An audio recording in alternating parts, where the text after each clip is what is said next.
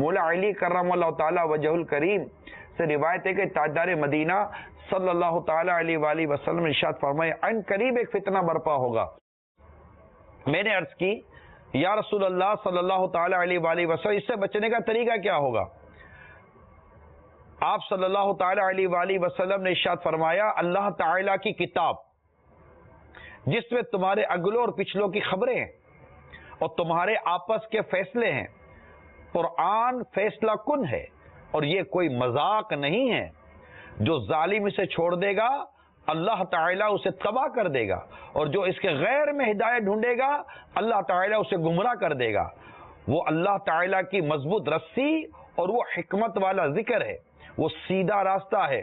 قرآن وہ ہے جس کی برکت سے خواہشات بگڑتی نہیں اور جس کے ساتھ دوسری زبانیں مل کر اسے مشتبہ یعنی شکوک و شبہات اور مشکوک نہیں بنا سکتی، جس سے علماء سیر نہیں ہوتے، جو زیادہ دہرانے سے پرانا نہیں ہوتا، جس کے عجائبات ختم نہیں ہوتے۔ قرآن ہی وہ ہے جب اسے جنات نے سنا تو یہ کہے بگے نہ رہ سکے کہ ہم نے عجیب قرآن سنا ہے جو اچھائی کی راہبری کرتا ہے، تو ہم اس پر ایمان لے آئے۔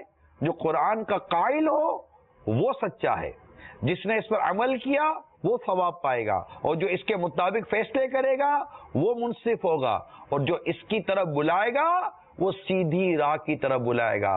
یہ ترمذی شریف کی میں نے آپ کو حدیث بیان کی ہے۔ حضرت زیاد بن عبید رضی اللہ تعالی عنہ فرماتے ہیں رسول کریم صلی اللہ تعالی علیہ وآلہ وسلم نے کسی بات کا تذکرہ فرمایا اور ارشاد فرمایا یہ اس وقت ہوگا جب کہ علم اٹھ جائے گا۔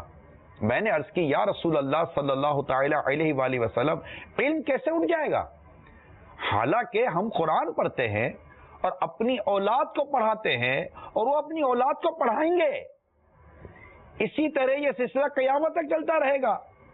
پیارے آقا صلی اللہ تعالی علیہ وآلہ وسلم کا ارشاد دل کے کانوں سے سنو میٹھے میٹھے اسلامی بھائیوں، فرماتے ہیں اے زیاد تیری ماں تجھے گم پائے، میں تمہیں مدینے کے فہیم لوگوں میں شمار کرتا تھا۔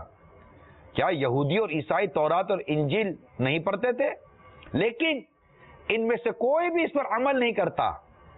اسی طرح مسلمان قرآن تو پڑھیں گے، بریکٹ میں لکھا ہے اسی طرح مسلمان قرآن تو پڑھیں گے لیکن اس پر عمل نہیں کریں گے، اور جو اپنے علم پر عمل نہ کرے وہ اور جاہل دونوں برابر ہیں۔ یہ ابن ماجہ کی حدیث میں نے آپ کو بیان کی ہے۔ ہم نے قرآن کریم پر کتنا عمل کیا؟ قرآن کریم میں احکام ہیں کتنے یہ بھی تو نہیں پتا۔